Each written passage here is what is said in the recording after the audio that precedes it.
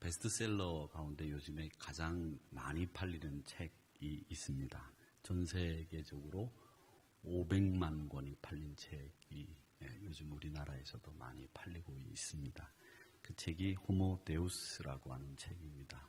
혹시 책방에 가셔서 사실 일이 있으시면 한 권씩 사셔서 읽어보시는데 양이 굉장히 많습니다. 그렇기 때문에 사서 읽기가 좀 어려울 거다 이렇게 생각이 들어서 제가 정리를 해서 오늘 말씀을 드릴 테니까 어디 가서 호모데우스 읽었느냐 그러면 읽었다 그렇게 거짓말 하시면 안 됩니다.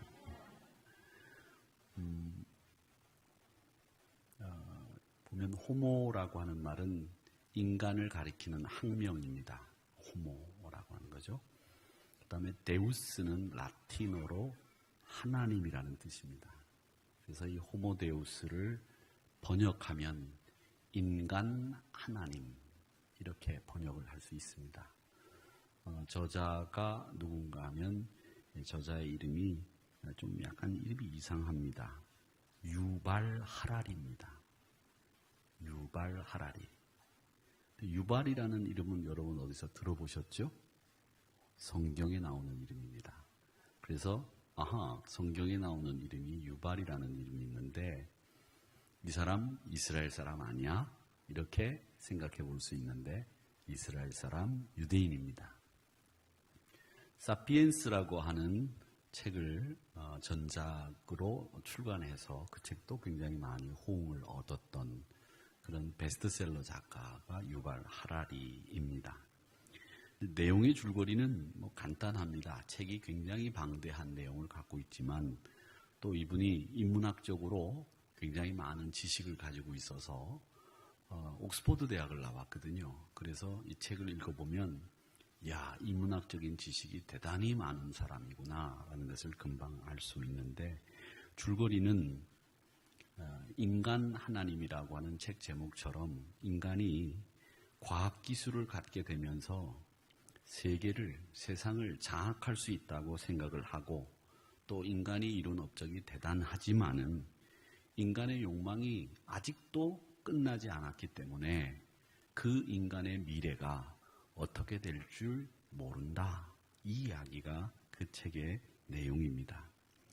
이 사람은 이스라엘의 하이파라고 하는 곳에서 태어났는데 이 하이파라고 하는 곳은 어디냐면 여러분 요빠 아시죠? 요빠 항구. 그 요빠 항구 옆에 있는 곳이 하이파입니다. 그래서 요빠, 하이파, 그 다음에 그 옆에 이스라엘의 수도, 정치 경제 수도. 예루살렘이 물론 수도지만 정치 경제 수도는 텔아비브라고 하는 곳인데 그 텔아비브와 하이파, 요빠 이게 다 한 군데 모여 있는데 그 하이파에서 태어났습니다. 중세 전쟁사로 학위를 받은 사람이고 지금은 예루살렘 대학에서 역사를 가르치는 교수로 재직 중에 있는 사람이 유발 하라리라는 사람입니다.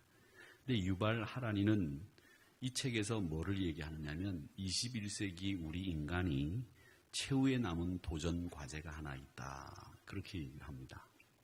우리 인간이 끝까지 도전하는 최후의 도전 과제가 뭐냐? 그게 바로 불멸이라는 겁니다. 즉 죽음을 극복하는 일, 그걸 위해서 지금 21세기 과학은 노화와 싸우고 있다. 그렇게 얘기를 합니다. 그래서 늙지 않는 것, 어떻게 하면 늙지 않을까? 여기에 인간들이 초정밀한 그리고 초고도의 관심을 기울이고 있다. 그렇게 얘기를 합니다. 그렇죠? 요즘은 어떻게 하면 안 늙을까? 우리 개인 건강도 안 늙을까에 집중해서 몸을 관리하고 또 과학도 어떻게 하면 안 늙을까라고 하는 이야기를 굉장히 관심 가지고 연구하고 있습니다. 특히 이 화장품 회사는 화장품을 만들어낼 때마다 꼭 나오는 화장품의 신발매되는 화장품에 꼭 나오는 이야기가 뭐냐면 안티에이징이라고 하는 말을 씁니다. 그래서 나이 들지 않도록 만드는 화장품이다 라고 해서 그 화장품을 바르면 주름살이 개선이 되고 있던 주름도 없어지고 그 다음에 얼굴이 탱탱해지고 또 얼굴이 모델처럼 그 화장품을 선전하는 모델처럼 이뻐진다라는 말을 하면서 그 화장품을 광고하지만 지금 우리의 실태는 이 모양입니다. 참 그렇죠? 네. 어찌 그렇게 좋은 화장품을 쓰는데도 이 모양일까 이런 생각을 하실 분들이 계실지 모르겠는데, 그런데 우리 인간이 질병과 싸우고 노화와 싸우고 또 죽음을 극복하기 위해서 불멸을 향해서 달려가고 있는 이 일, 이걸 언제쯤 우리 인간이 이룰 수 있을까? 이걸 예측하는 학자들도 많이 있습니다. 멀게 잡는 학자들은 2200년이 되면 우리 인간이 호모데우스인 우리 인간이 죽음을 극복할 거다, 그렇게 예측을 하고, 중간 학자들은 2100년을 죽음을 극복하는 해로 잡는 학자들도 있습니다. 짧게는 가까이 2050년이 되면 우리 인간이 죽음을 어느 정도 극복할 것이다 라고 예측하는 학자들도 있습니다.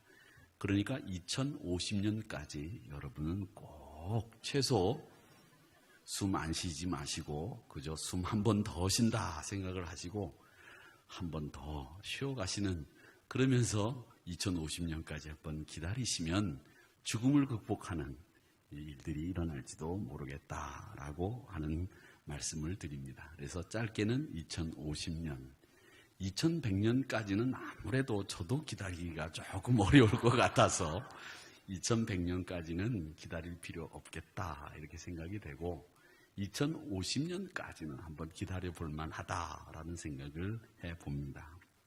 자, 이 유발 하라리 이야기는 간단합니다. 예전에 호모 사피엔스, 사피엔스라고 하는 말은 지혜로운, 인간이 지혜로운 인간이다라고 하는 뜻을 가지고 있는 학명인데, 지식을 가지고 있던 그 인간이 호모데우스, 신의 경지까지 오르는, 도달하는 인간이 되어서 죽음을 극복하는 인간이 탄생할 거다라고 하는 이야기입니다.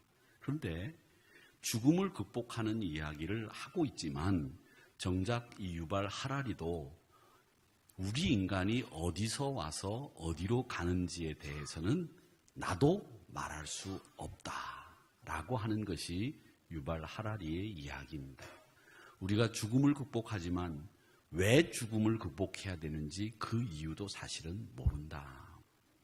그리고 죽음을 극복한 우리가 왜 살아야 되는지, 왜 더 오래 살아야 되는지 그 명확한 명제와 우리가 살아야 될 이유를 발견하지 않은 채 생명만 연장이 된다고 한다면 과연 의미 있는 삶일까? 이런 이야기를 하고 있다는 겁니다. 많은 과학자들도 그렇고 많은 신학자들도 그렇고 한결같이 하는 이야기가 우리의 수명이 늘어났지만 그 수명이 늘어난 만큼 의미 있는 삶을 살고 있는지, 우리가 그리고 이 세상을 향해서 공헌하는 삶을 살고 있는지, 우리가 늘어난 수명만큼 옛날 수명이 짧은 사람들보다 훨씬 더 질 좋은 삶을 살고 있는지, 이 부분에 대해서 우리는 꼭 질문해 봐야 한다라는 이야기들을 하고 있습니다. 결국 뭐냐면 우리가 어디로 가느냐, 어디서 왔느냐, 어떻게 살 거냐, 이 문제가 우리가 얼만큼 오래 사느냐라고 하는 문제보다도 훨씬 더 중요한 문제라고 하는 것을 신학자들도 이야기하고 또 인문학자들도 이야기를 하고 이구동성으로 공부한 사람들은, 학자들은 다 그렇게 이야기한다는 겁니다.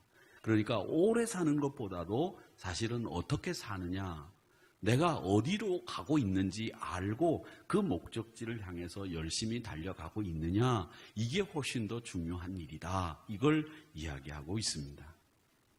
사랑하는 성도 여러분, 그러니까 우리가 오래 사는 것도 중요하지만, 물론 죽음을 극복할는지 안 할는지 저는 아직 잘 모르겠습니다만은, 죽음을 극복하는 인간이 호모데우스가 되어서 탄생할는지는 모르겠지만, 그래도 우리가 어디로 가고 있는지, 어떻게 살아야 되는지라고 하는 이 문제에 대해서는 분명하게 짚고 또 우리가 알고 있어야 우리 인생이 의미 있는 삶이 된다는 겁니다. 오늘도 장례식장에서 입관 예배 설교를 하면서 이런저런 얘기를 하다가 우리 교단 돌아가신 목사님 두 분 이야기를 했습니다. 제가 참 존경하는 목사님이셨고 그분들이 저에게 끼친 영향이 대단히 많았던 목사님들이신데 한 분은 제 친구 아버님이었고 한 분은 또 제가 참 흠모하던 목사님이셨는데 그 두 분 다 공교롭게 암으로 일찍 돌아가셨습니다. 제가 부목사 시절에 제가 잘 모시진 못했지만 목사님, 담임 목사님의 동기분들이셨어요. 근데 그분들이 두 분 다 암에 걸리셨는데 그분들이 한결같이 야, 내가 이 병에 걸렸는데 의사가 별로 뭐 그렇게 가망이 없다고 하더라. 그런데 뭐 연명치료할 거 있겠냐? 항암치료 안 하겠다. 그렇게 하시고 그냥 의연하게 당신 수명대로 사시다가 하나님 부르심을 받으셨습니다. 저희는 참 쇼킹했어요. 그 목사님들이 항암치료를 받지 않는다는 이야기를 듣고 내가 이만큼 살았으면 되는데 뭐 내가 더 살아서 뭐 하겠나. 그리고 항암치료 받으면 몰골이 초췌해진다고 하는데 내가 교인들에게 그런 모습 보여가면서 생명을 그냥 의식도 없이 연장해 사는 거 별 필요 없겠다. 그렇게 얘기를 하시고 항암치료 받지 않으시고 때 돼서 하나님 부르심을 받고 돌아가셨습니다. 그분이 자신의 삶을 품위 있게 마지막까지 말미를 잘 장식하려고 하는 그 신앙의 모습으로 우리들에게 보여주신 것은 참 멋진 모습이었다. 저는 그렇게 생각을 합니다. 사람은 죽는 순간에 보면 그 사람을 알 수 있다고 하죠. 그렇게 죽는 순간에 여러분들도 많은 사람들이 와, 정말 우리 교회 그런 권사님, 그런 장로님 계시다는 거 정말 축복이었다. 이렇게 말할 수 있는 여러분들의 죽음의 자리가 되기를 바랍니다. 죽음의 자리를 맞지 아니할 사람은 아무도 없는데 저희들이 다 하나님 앞에 가는 그 순간에 정말 가슴속 깊이 존경의 마음을 드릴 수 있는 그런 죽음을 맞이하는 성도 얼마나 멋질까. 그것이 바로 제가 늘 말씀드리는 전설과도 같은 우리 권사님 되는 것, 전설과도 같은 우리 장로님 되는 것이라고 저는 생각을 합니다. 자, 그러면 우리가 어떻게 살 거냐, 어디로 가느냐, 이런 문제에 대해서 제가 오늘 말씀드리기 위해서 인물 한 사람을 소개하려고 합니다. 그 인물이 누구냐면 아브라함의 아버지 데라라는 사람입니다. 데라. 창세기 오늘 읽은 본문 11장을 보면 홍수부터 시작을 해서 셈족의 족보가 기록이 되어 있습니다. 셈족. 여기에는 아브라함 직전까지 총 9명의 아브라함의 조상들이 기록이 되어 있는데 그 기록을 보면 딱 두 가지만 기록이 되어 있어요. 그 두 가지가 기록되어 있는 게 뭐냐면 몇 살에 큰아들을 낳았는지 이게 기록이 되어 있고 또 하나는 몇 살까지 살았는지 요것만 언급이 되어 있다는 것이 이 11장에 나오는 셈족 족보의 특징입니다. 그래서 제가 중간고사 시험을 볼 때 창세기 11장에 기록되어 있는 셈족 족보의 특징 두 가지를 기술하시오. 이렇게 중간고사 시험 문제를 내면 여러분은 두 가지 셈족 족보, 창세기 11장에 나오는 셈족 족보의 특징 하나, 장자, 큰아들을 언제 낳았는지가 기록되어 있다. 둘, 언제까지 몇 살을 살았는지 수명만 기록되어 있다. 이렇게 쓰면 몇 점? 100점. 여러분은 항상 100점짜리 신자가 된 줄로 믿습니다. 저 뒤는 대답 안 하고 입을 내밀어요. 학교 다닐 때 100점 한 번도 못 맞으신 분들은 이럴 때 100점 맞는 거예요. 이럴 때. 셈족 족보의 특징이 바로 뭐냐면 장자를 몇 살에 낳았는지 그리고 그 사람의 수명이 몇 살이었는지 요게 기록이 되어 있다는 겁니다. 자, 그런데 이 셈족 가운데에서 이 셈만 유일하게 100세가 넘어서 큰아들을 낳습니다. 데라는 70세에 장자를 낳았고 나머지들은 다 대략 29살에서 35살 사이에 큰아들을 낳은 것으로 기록이 되어 있습니다. 오늘날 29에서 남자들이 35살에 첫 아이를 낳는 것과 비슷한 연령으로 이 창세기 11장에 나오는 셈족의 남자들이 큰아들을 낳은 것으로 기록을 해두고 있다라는 겁니다. 자, 그러면 이 셈족 족보, 창세기 11장에 나오는 셈족 족보에서 왜 큰아들을 낳은 나이를 기록했을까라고 하는 겁니다. 저는 큰딸을 29, 11월 달에 낳았습니다. 그러면 저를 기록하면 저는 윤창용 목사는 29, 11월 달에 큰딸을 낳았다. 결혼은 28, 11월 달에 했다. 이렇게 딱 나오는 거예요. 또 머릿속으로 지금 목사님이 결혼하고 달수가 맞나 계산하시는 분들이 계시는데 그런 거 계산하지 말아요. 맞아요. 네. 그걸 기록해두고 있는데 그 기록을 해둔 이유가 뭘까라고 하는 겁니다. 그래서 제가 주석을 다 찾아봤어요. 뭐 IBP 주석도 찾아보고 국제 주석이라고 하는 것도 찾아보고 이상한 이야기들이 많이 그렇게 우리가 관심 가지고 호기심 가질 수 있는 이야기들이 많이 적혀 있는 호쿠마 주석이라는 주석도 있고 뭐 주석이 여러 개가 있는데 주석을 봐도 이 장자를 낳은 아이를 기록한 셈족의 족보에 대한 이유를 써놓은 주석이 아무 데도 없어요. 그래서 제가 머리를 짜내서 나름대로 추측을 해봤습니다. 추측, 이건 제 추측이에요. 추측을 해봤어요. 추측을 해봤는데 결혼을 하면 제가 추측한 것을 지금부터 말씀을 드리겠습니다. 사람이 결혼을 하고 나면 우리 본성에 후손을 두는 일은 자연스러운 일입니다. 그래서 저도 가끔 질문을 받습니다. 언제 아이를 갖습니까? 그렇게 이야기를 저한테 물어보는데 제가 이제 아이를 갖는다는 게 아니라 목사님 딸 시집 갔는데 언제 딸이 아이를 갖는지 가졌습니까? 이걸 물어보는 얘기예요.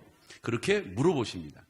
이건 우리 인간이 결혼을 하게 되고 가정을 꾸리게 되면 기본적으로 아이를 낳는 것을 다 기다립니다. 그리고 기도합니다. 그래서 제가 그걸 가만히 생각하면서 이 큰아들을 낳은 나이를 기록해둔 이유가 뭘까 생각을 하다가 딱 제 머릿속에 딱 떠오르는 생각이 있었습니다. 옛날 고대인들도 아들을 낳기 위해서 특별히 딸 아들 가운데 아들을 낳기 위해서 애를 썼습니다. 여러분이 아시는 것처럼 아브라함의 부인 사라도 아이를 못 낳다가 100세 이삭을 가졌을 때 그 기록이 성경에 남아있는 것을 보면 얼마나 아들을 낳고 싶어 했는지를 알 수 있습니다. 또 그 밖에도 한나라고 하는 여인이 사무엘을 낳기 위해서 성전에 가서 마치 술 취한 여인처럼 하나님 앞에 울부짖으며 기도했던 성경 기록을 여러분 보셨을 겁니다. 그러다가 그들이 기도응답을 받고 사무엘을 낳았고 이삭을 낳았다는 것을 알 수 있습니다. 자, 그런 것을 비추어 볼 때 이 장자, 큰아들을 낳은 나이를 기록한 것은 뭐냐 하면 셈족이 그 족보에 나오는 믿음의 신앙인들이 하나님 앞에 기도해서 결혼하고 난 뒤에 기도 응답을 언제 받았는지를 기록한 것으로 우리는 장자의 나이를 기록한 것으로 미루어 짐작할 수 있다라는 생각을 한 겁니다. 이게 저의 생각입니다. 이건 주석에 나오는 얘기가 아니라 제 생각이에요. 제가 나중에 주석을 쓸 때는 이 부분에 대한 주석을 이렇게 쓸 겁니다. 그러면 여러분은 우리 목사님이 역시 똑똑하시구나 이런 얼굴 표정을 한번 저 봐주셔야 그게 제가 지금 이렇게 의기양양해서 얘기하는 데 대한 반응이지 지금 시원하게 막 별거 아니네 이런 얼굴 표정으로 저를 쳐다보면 제가 실망하잖아요. 자, 고개를 한번 끄덕거려 주세요. 그래도 안 끄덕거리는 분들은 뭐예요? 네, 어쨌든 감사합니다. 기도 응답을 받은 때입니다. 믿음으로 하나님 앞에 간구해서 그들이 기도 응답을 받고 신앙의 반응을 얻었던 때, 그걸 기록하기 위해서 장자를 낳은 나이를 기록하지 않았는가 이렇게 생각을 합니다. 또 하나 셈족의 족보의 특징 중에 하나는 그들의 수명을 적어 놓았다는 겁니다. 셈은 600세를 살았습니다. 그 다음은 400년, 그 다음은 200년으로 짧아지다가 아브라함은 175세를 살았고 이삭은 180세, 야곱은 147을 살았습니다. 나이가 홍수 이전에는 900세를 살다가 홍수 이후에는 이제는 200년도 못 사는 나이로 수명이 줄어들었다는 것을 볼 수 있습니다. 이 부분에 대해서 감리교 권사이면서 이태원 감리교의 권사님이신 유명한 김성일이라고 하는 작가가 성경에 관련돼서 합리적인 생각으로 써낸 책들이 있는데 거기에 보면 이런 이야기들이 나옵니다. 그분의 이야기죠. 홍수 이후에 자연이 파괴되고 생태계가 무너져서 사람들이 그런 영향으로 인해서 수명이 짧아졌다라고 하는 말씀을 합니다.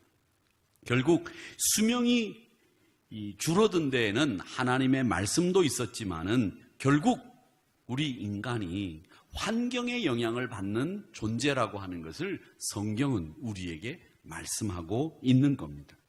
자, 그러면 이 셈족의 족보를 창세기 11장에 기록한 이유가 뭘까라고 하는 겁니다. 이 족보의 마지막에 언급되는 사람이 누구냐면 아브라함입니다. 아브라함은 선민 이스라엘의 조상이죠. 창세기를 구분할 때 어떤 사람들은 3장을 중심으로 해서 창세기를 구분하는 분들이 계시고 어떤 분들은 창세기 12장을 중심으로 창세기를 구분하는 분들이 계십니다. 12장은 뭐냐면 여러분 잘 아시는 창세기 12장 2절 내가 아브라함에게 복을 주겠다고 하시는데 하늘의 별처럼 땅의 모래처럼 바닷가의 모래알처럼 그렇게 복을 주시겠다고 약속을 하시면서 너를 창대케 하리라 내가 복의 근원이 되리라 이런 말씀을 하시는 그 창세기 12장이 창세기를 구분하는 기준이 된다고 말씀을 합니다. 즉 하나님이 아브라함과 약속을 맺은 그때를 기준으로 창세기가 전반과 후반기로 나눠준다는 이야기고 창세기 3장은 인간의 타락 이야기가 나옵니다. 즉 인간이 타락하기 이전과 타락한 이후의 모습을 창세기 3장을 통해서 구분해야 된다라고 하는 이야기를 하고 있는 겁니다. 자, 어쨌든 이 이야기를 보면 우리가 오늘 아브라함과 데라 이야기를 이야기하자면 창세기는 12장 아브라함이 하나님의 축복을 받은 약속을 받은 그 12장을 중심으로 전반부와 후반부로 나누어야 된다 이렇게 이야기할 수 있겠는데 이렇게 나누는 데 있어서 왜 중요하냐? 아브라함이 창세기에는 그만큼 비중이 있는 인물이었기 때문에 그렇다라는 겁니다. 그러면 이 아브라함을 아브라함 되게 만들었던 그의 아버지 데라를 통해서 우리가 오래 사는 것보다 어떻게 살아야 되는지 어디로 가야 되는지를 한번 생각해 보자는 것이 오늘 설교의 굉장히 중요한 포인트입니다. 오늘 주목하려고 하는 인물이 그래서 데라인데 오늘 본문에 보면 데라의 행적이 기록되어 있습니다. 행적을 통해서 우리가 어디로 가야 되는지 이렇게 생각을 해보려고 하는데 먼저 데라는 우르라고 하는 우상의 환경에서 살던 사람이 데라입니다. 고향을 갈대아 우르라고 하는데 여러분 보실 때 갈대아 우르라고 하는 것이 저기 보시면 보세요. 보이시죠? 지금 갈대아 우르를 어디다가 써놓은 거예요? 응? 거기가 왜 갈대아 우르예요? 거기가 갈대아 우르가 될 수가 없는데. 아, 여기? 아, 예. 바그다드 있는데, 네네네. 거기 밑에 있습니다, 여기.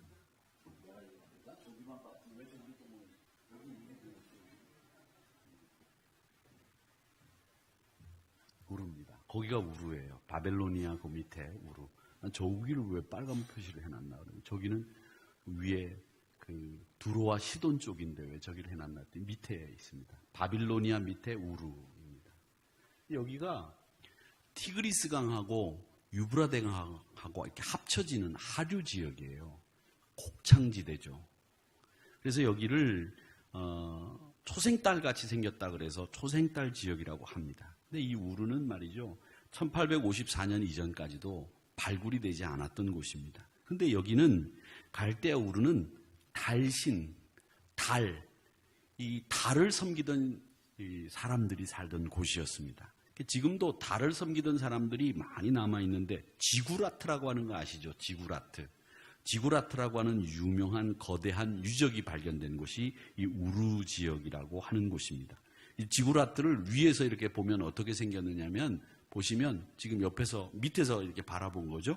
위에서 바라보면 저 계단들이 말이죠. 이렇게 전면 계단으로 해서 올라가서 돔을 거쳐서 신전으로 가는 사각형 신전이 있고 외벽이 있었다고 합니다. 이런 모양으로 생겼다고 하는데 이런 이 지구라트가 1854년에 발견될 때만 해도 20개나 발견됐었대요.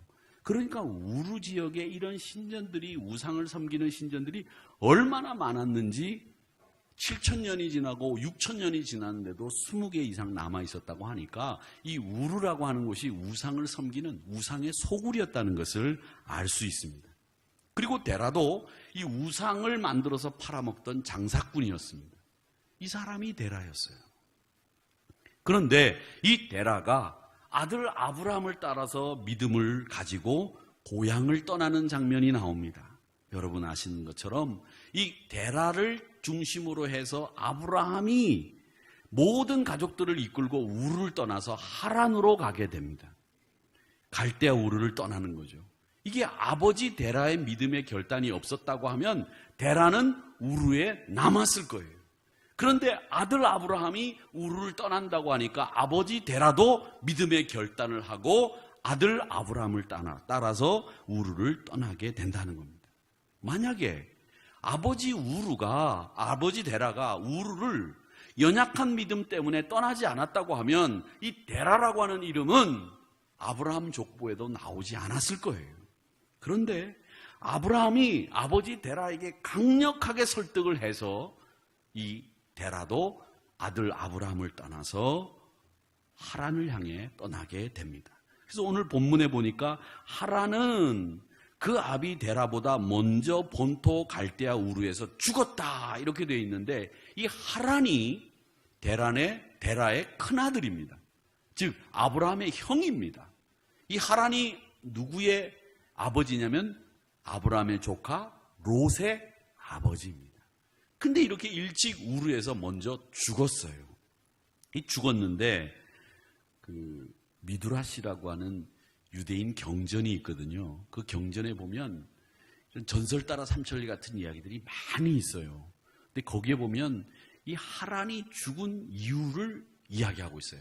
그 바벨론 지역이었잖아요. 아까 여러분 보실 때 그 바벨론에는 니므롯이라고 하는 신이 있었습니다.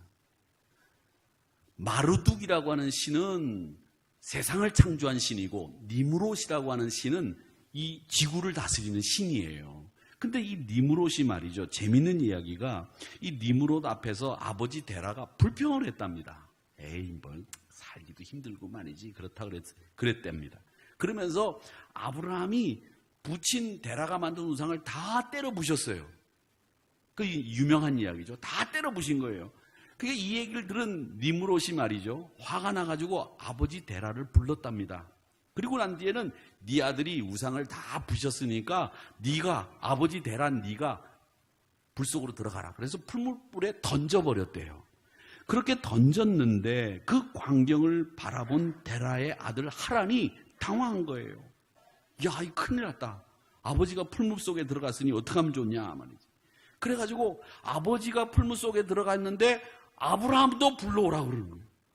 그러니까 이 하란이 야 이거 아브라함도 죽고 아버지도 죽고 이러면 어떡하냐 이래가지고서 걱정을 하는데 막내가 이 하란이 걱정을 한 거예요. 그래서 아브라함을 건질 건지 니므롯 편에 설 것인지 하다가 아브라함을 던져버리니까 아브라함이 죽었구나 이렇게 생각을 하고 있었는데 니므롯이 물어봅니다. 하란한테 야 네가 내 편 들래 아브라함 편 들래 그랬더니 니므롯 편을 들까 아브라함 편을 들까 이 하란이 고민을 하다가 기회를 봐가지고서 편들어야 되겠다 생각을 한 거예요. 그냥 거기서 결단을 했어야 되는데 니므롯 편을 든 거예요.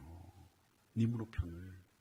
그러니까 아브라함이 죽을 줄 알고 니므롯 편을 들었죠. 근데 아브라함이 풀물 속에서 살아나왔게요 죽었게요? 살아나왔어요.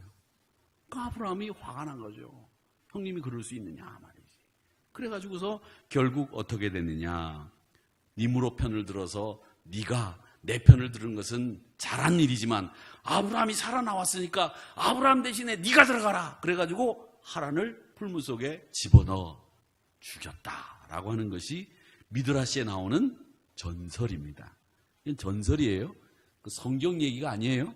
또 이 얘기를 가지고 가가지고 근데 우리 목사님이 그러는데 하란이 말이지 풀무 속에 들어가고 니므롯이 던져가고서 죽었대. 어디 나온 얘기인데 몰라.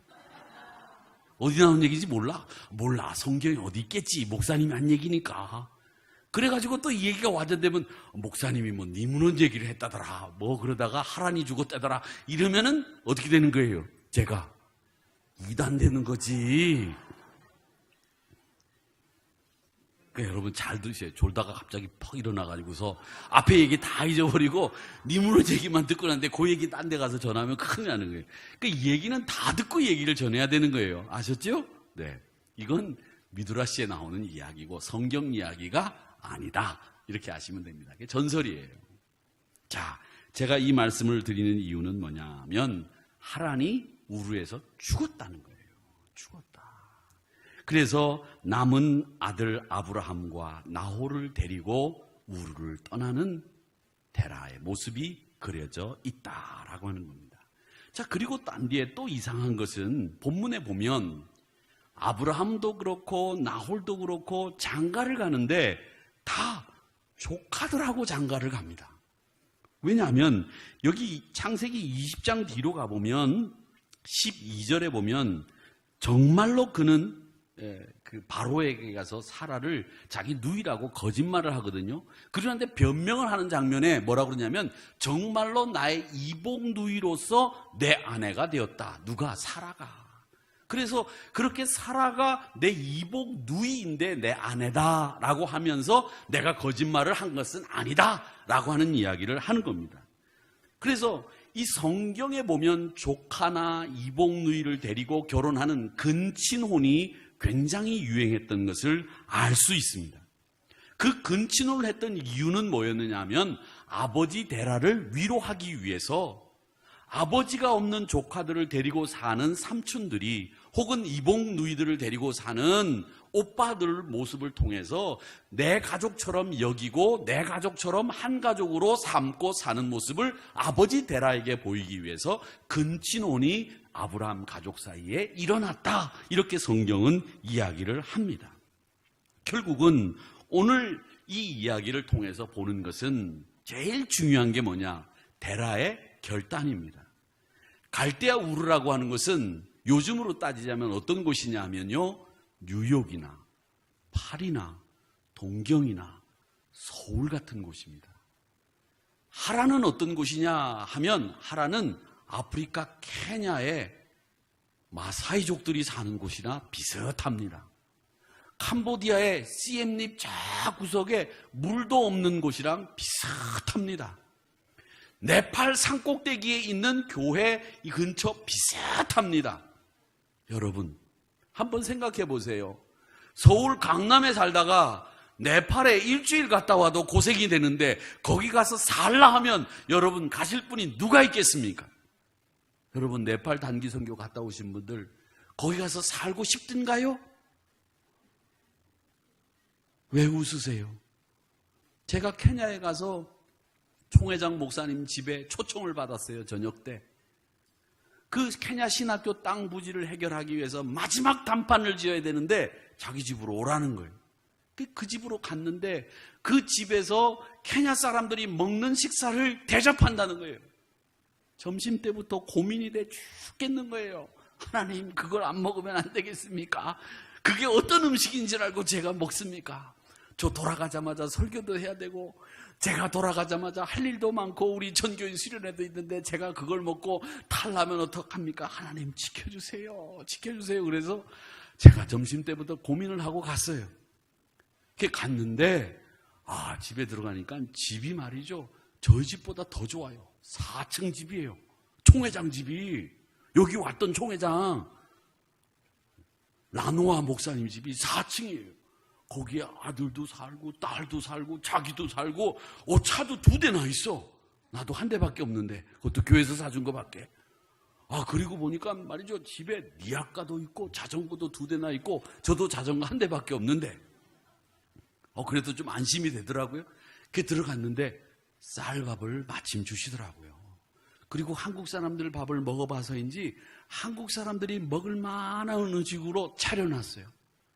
그래서 그릇을 주는데 그 사람들은 플라스틱 그릇을 주는데 빨간 그릇을 줘요. 그래서 거기다가 밥을 떠먹으라고 그러는데 그 그릇이 깨끗한지 안 깨끗한지 침침한 데서 어떻게 또 이러고 봐. 그래서 그냥 찜찜하지만 거기서 그냥 국 푸고 그냥 밥 말아가지고 자기는 손으로 이렇게 먹지만 우리는 숟가락으로 먹었는데 어떻게 먹었는지 기억에도 하나도 안 나요. 근데 만약에 저보고 거기 가서 살라 그러면 저 하나님 못 살겠습니다. 그렇게 얘기할 거예요. 어떻게 살아요? 그런데 이 데라가 믿음의 결단을 해서 우를 떠나서 하란으로 갔다는 말은 마치 우리가 강남에 살다가 케냐, 나이로비 그 시골에 가서 사는 거나 네팔에 가서 사는 거나 똑같다는 거예요. 믿음의 결단이 없고 하나님을 의지하지 않으면 갈 수 없는 길이 하란으로 가는 길, 가나안으로 가는 길이었어요. 그런데 데라는 그 결단을 했다는 겁니다. 굶어 죽을지도 모르고 또 어떻게 죽을지도 모르는 상황에서 아들 손에 이끌려서 고향을 떠났다라고 하는 것, 그 데라의 믿음의 결단이 대단하다는 겁니다. 결단 중에 제일 중요한 결단이 바로 뭐냐면 바로 버리는 결단입니다. 그런데 데라는 고향을 버렸고 자기의 유복한 환경을 버렸고 편안한 환경을 버렸습니다. 문명의 편리함을 버렸습니다. 친척 아비집의 관계를 버렸어요. 이 결단이 제일 중요한 결단이 바로 버리는 결단인데 이 데라가 버리는 결단을 한 겁니다. 그리고 유브라데스 티그리스 강을 건넌 거예요.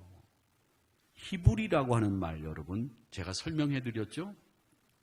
주이시라고 하는 말과 히브리라고 하는 말에 차이가 있다 말씀을 드렸습니다. 주이시라고 하는 말을 쓸 때는 하나님의 율법을 철두철미하게 지키는 사람이라는 뜻이 들어있는 말이 주이시, 유대인이라는 말이에요.